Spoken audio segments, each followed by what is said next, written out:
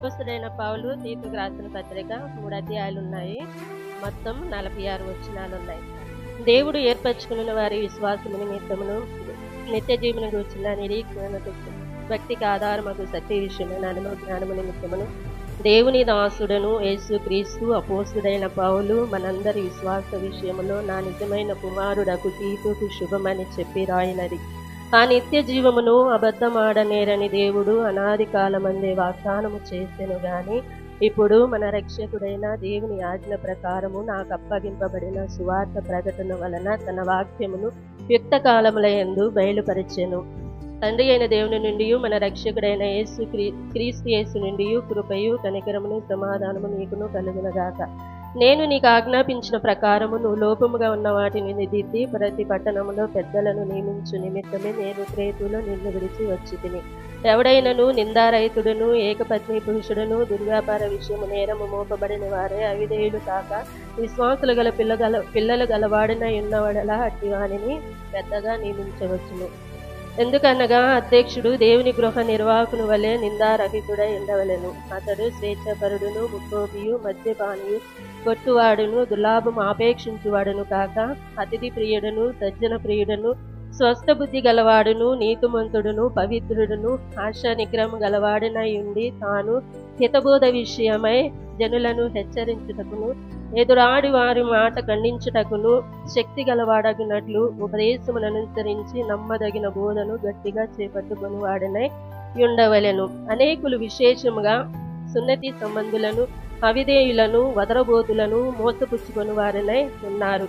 వారి నోళ్లు మూయింపవలెను. అట్టి వారు ఉపదేశింపకూడని వాటిని దుర్లాభము కొరకు ఉపదేశించుతూ కుటుంబములనే పాడు చేయుచున్నారు.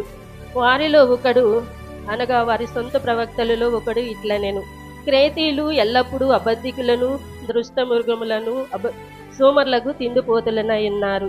ఈ సాక్ష్యము నిజమే. ఈ హేతువు చేత వారు యూదుల కల్పనా కథలను బట్టి సత్యము నుండి తొలగిపోనట్టి మనుషుల కట్టడలను లక్ష్య పెట్టక విశ్వాస విషయమున స్వస్థలకు నిమిత్తము వారిని కఠినముగా గద్దింపుము. పవిత్రులకు అన్నియు పవిత్రములే గాని అపవిత్రులకు అవిశ్వాసులకు ఏదియు పవిత్రమైనది కాదు. వారి మనసును వారి మనస్సాక్షియు అపవిత్రపరచబడి ఉన్నవి. దేవుని ఎరుగుదమని చెప్పుకుందరు గాని అసహ్యులను అవిధేయులను ప్రతి సత్కారం విషయము ప్రశ్నలనై ఉండి తమ క్రియల వలన ఆయనను ఎరుగుమన్నట్టున్నారు. సెకండ్, నీవు హితబోధకు అనుకూలమైన సంగతులను బోధించుము. ఎలాగనగా వృద్ధులు మితానుభావము గలవారును మాన్యులను స్వస్థ బుద్ధి గలవారును విశ్వాస ప్రేమ సహనముల యందు లోపము లేనివారనై ఉండవలెననియు అలాగుననే వృద్ధ స్త్రీలు కొండెకత్తులను మిగుల మద్యపాన శక్తులనై ఉండగా ప్రవక్తన యందు భయభక్తుల కలవారై ఉండవలెననియు దేవుని వాక్యము దూషింపబడుకున్నట్లు యవన స్త్రీలు తమ భర్తలకు లోబడి ఉండి తమ భర్తలను శిశువులను ప్రేమించువారును స్వస్థ బుద్ధి గలవారును పవిత్రులను ఇంట నుండి పనిచేసుకుని వారును మంచివారనై ఉండవలనని బుద్ధి చెప్పుచు మంచి ఉపదేశం చేయవారనే ఉండవలనని వారికి బోధించుము. అటువలనే స్వస్థ బుద్ధి గలవారై ఉండవలనని యవన పురుషులను హెచ్చరించుము. పరపక్షమందుండు వాడు మనలను గూర్చి చెడు మాట ఏదియో చెప్ప నేరక సిగ్గుపడినట్లు అన్నిటి యందు నిన్ను నీవే సత్కార్యుల విషయమై మాదిరి కనుపరుచుకొనుము. నీ ఉపదేశము మోసము లేనిదిగాను మాన్యమైనదిగాను నిరాక్షేపమైన హితవాక్యముతో కూడినదిగాను ఉండవలెను. దాసులైన వారు అన్ని విషయముల యందు మన రక్షకుడైన దేవుని ఉపదేశం అలంకరించినట్లు ఎదురు మాట చెప్పక ఏమీయూ అపహరింపక సంపూర్ణమైన మంచి నమ్మకమును కనపరుచుతూ అన్ని కార్యముల వందు వారిని సంతోషపెట్టుతూ వారికి లోబడి ఉండవలెనని వారిని హెచ్చరించుము. ఏలయనగా సమస్త మనుషులకు రక్షణకరమైన దేవుని కృప ప్రత్యక్షమై మనము భక్తిహీనతను ఏకలోక సంబంధమైన దురాశలను విసర్జించి శుభప్రదమైన నిరీక్షణ నిమిత్తమును అనగా మహాదేవుడను మన రక్షకుడైన యేసుక్రీస్తు మహిమ యొక్క ప్రత్యక్షత కొరకు ఎదురు చూచుతూ ఈ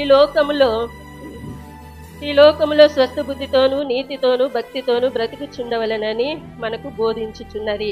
ఆయన సమస్తమైన దుర్నీతి నుండి మనలను విమోచించి సత్క్రియలందు ఆసక్తి గల ప్రజలను తన కోసం ఏర్పాటు చేసుకుని తన సొత్తుగా చేసుకొనుటకు తన్ను తాను మన కొరకు అర్పించుకొనెను. వీటిని గూర్చి హెచ్చరించుచు బోధించుచు సంపూర్ణ అధికారంతో దుర్బోధను ఖండించుచు నుండుము. నిన్నెవనిని తృణీకరింపబడనీయకుము. 3.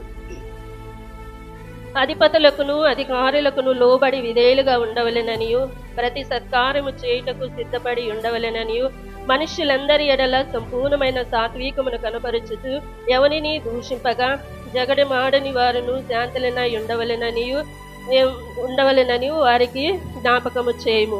ఎందుకనగా మనము కూడా మునుపు అవివేకులమును అవిధేయులను మోసపోయిన వారమును నానా విధములైన దురాశలకును భోగములకును దాసులమునై ఉండి దుష్టత్వము ఎందును అసూయ ఎందును కాలము గడుపుచు అసహ్యులమై ఒకరినొకడు ద్వేషించుచుంటిమి గాని మన రక్షకుడైన దేవుని యొక్క దయయు మానవుడి ఎల్ల ఆయనకున్న ప్రేమయు ప్రత్యక్షమైనప్పుడు మనము నీతిని అనుసరించి చేసిన క్రియల మూలముగా కాక తన కనికరము చొప్పునని పునర్జన్మ సంబంధమైన స్నానము ద్వారాను పరిశుద్ధాత్మ మనకు నూతన స్వభావము కలుగుచేయట ద్వారాను మనలను రక్షించెను. మనం ఆయన కృప వలన నీతిమంతులమని తీర్చబడి నిత్య జీవనం గూర్చిన నిరీక్షణను బట్టి దానికి వారసుల మగుటపై ఆ పరిశుద్ధాత్మ మన రక్షకుడైన యేసు క్రీస్తు ద్వారా ఆయన మన మీద సమృద్ధిగా కుమ్మరించెను. ఈ మాట నమ్మదగినది గనక దేవుని యందు విశ్వాసం ఉంచిన వారు సత్క్రియలను శ్రద్ధగా చేయుట యందు మనసుంచినట్లు నీవీ సంగతులను గూర్చి దృఢముగా చెప్పుచుండవలెనని కోరుచున్నాను. ఇవి మంచియు మనుషులకు ప్రయోజనకరమునై ఉన్నవి గాని అవివేక తర్కములను వంశావళులను కలహములను ధర్మశాస్త్రములకు వచ్చిన వివాదములు నిష్ప్రయోజమును వ్యర్థమునై ఉన్నవి గనక వాటికి దూరముగా ఉండము. మతభేదములు కలిగించు మనుషునికి 1-2 మార్లు బుద్ధి చెప్పిన తర్వాత వానిని విసర్జించుము. అట్టి వాడు మార్గము తప్పి శిక్ష విధించుకుని వాడై పాపము చేయుచున్నాడని నీవెరుగుదువు. నికుపోలిలో శీతాకాలము గడపవలెనని నేను నిర్ణయించుకున్నాను గనక నేను అత్తమానకైనను తుకీకనకైనను నీ యొద్దకు పంపినప్పుడు అక్కడికి నా యొద్దకు వచ్చుటకు ప్రయత్నము చేయుము. ధర్మశాస్త్రవేది అయిన జైనానును అపోల్లాను శీఘ్రముగా సాగనంపుము. వారికి ఏమీ తక్కువ లేకుండా చూడుము. మన వారును